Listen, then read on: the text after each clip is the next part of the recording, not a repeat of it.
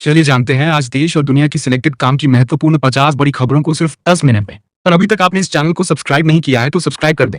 और आप इस वीडियो को कहां से देख रहे हैं कमेंट में जरूर बताएं। रक्षा मंत्री की चेतावनी। राजनाथ सिंह ने कहा कि पाकिस्तान की किसी भी हिमाकत पर भारत अभूतपूर्व कार्रवाई करेगा। उन्होंने ऑपरेशन सिंदूर का जिक्र करते हुए सेना की ताकत दोहराई। राज्यसभा में सीएपीएफ विधेयक पारित। विपक्षी दलों के वॉकआउट के बीच राज्यसभा ने केंद्रीय सशस्त्र पुलिस बल सीएपीएफ से संबंधित महत्वपूर्ण विधेयक को मंजूरी दी। महिला आरक्षण अधिनियम में संशोधन।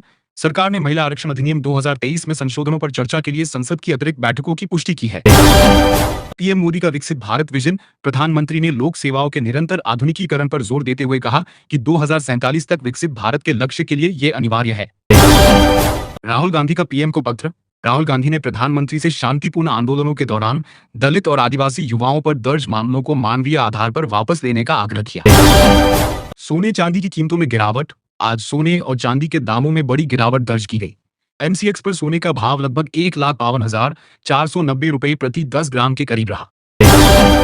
एलपीजी सिलेंडर के दाम बढ़े। कमर्शियल एलपीजी सिलेंडर की कीमतों में 195.5 रुपए की भारी बढ़ोतरी की गई है, जिससे होटल और रेस्टोरेंट का खाना महंगा हो सकता है। पेट्रोल डीजल पर राहत। सरकार ने फिलहाल पेट्रोल और डीजल की कीमतों में किसी भी बढ़ोतरी की संभावना से इनकार किया है।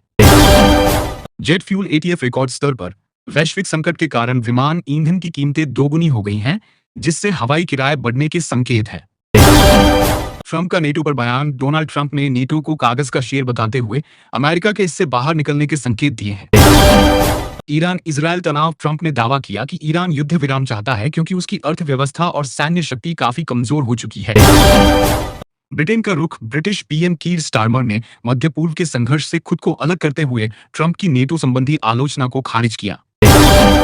चावल की कीमतों में तेजी। विशेषज्ञों ने चेतावनी दी है कि होर्मुज जल मरुमध्य में व्यवधान के कारण वैश्विक बाजार में चावल के दाम तेजी से बढ़ सकते हैं। फीफा वर्ल्ड कप 2026 फुटबॉल जगत के लिए बड़ी खबर। पारंपरिक पावर हाउस इटली 2026 फीफा विश्व कप के लिए क्वालिफाई करने में विफल रहा है।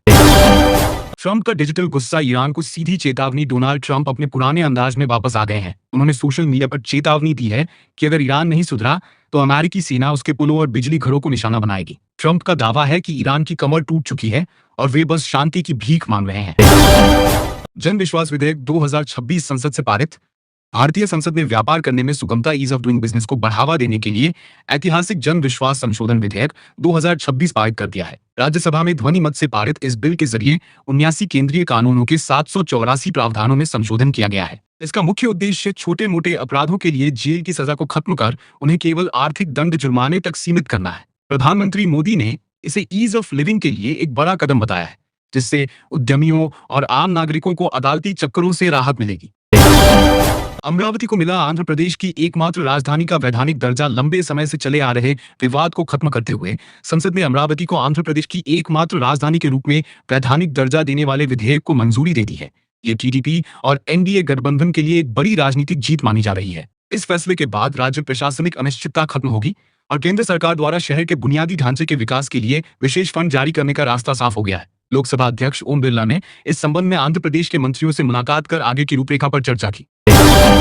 मालदा हिंसा की जांच एनआईए के हवाले। पश्चिम बंगाल के मालदा में हाल ही में हुई राजनीतिक हिंसा और वोटर लिस्ट विवाद को लेकर चुनाव आयोग ने सख्त रुख अपनाया है। मुख्य चुनाव आयुक्त सीईसी ज्ञानेश कुमार ने इस मामले की जांच राष्ट्रीय जांच एजेंसी एनआईए को सौंप दी है।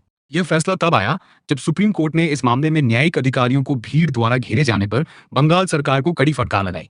विपक्ष ने इस कदम का स्वागत किया है, जबकि सत्तारूढ़ दल ने इसे केंद्र का हस्तक्षेप बताया है, जिससे राज्य में चुनावी माहौल काफी गर्मा गया है।